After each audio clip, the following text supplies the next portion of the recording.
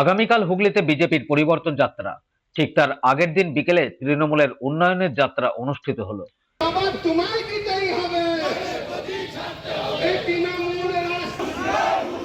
তৃণমূলের রাস্তায় বিজেপি হুঁশিয়ার। এই তৃণমূল রাস্তায়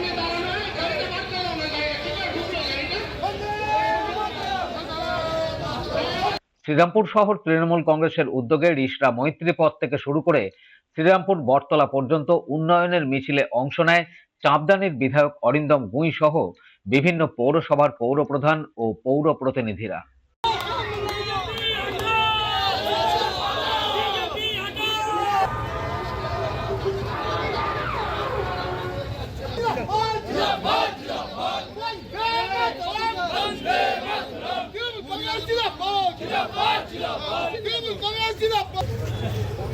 দেখুন, আমরা উন্নয়ন করেছি, আমরা বলতে পারি উন্নয়নের যাত্রা আমরা বার করতে পারি, কারণ আমাদের বলার জায়গা আছে। জনগণ যখন আমাদের নির্বাচিত করে তখন আমাদের একটা দায়বদ্ধতা থাকে, আমরা মানুষের কাছে দায়বদ্ধ কাজ করার জন্য। আমরা বিগত 15 বছর ধরে মমতা বন্দ্যোপাধ্যায় যে কর্মকাণ্ড কর্মযোগ্য আমরা মানুষের কাছে পৌঁছে দিয়েছি।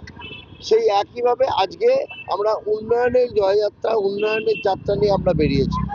আর যারা পরিবর্তন যাত্রা নিয়ে বেরোবে বলছে, তাদের মানুষ পরিবর্তন করে দেবে।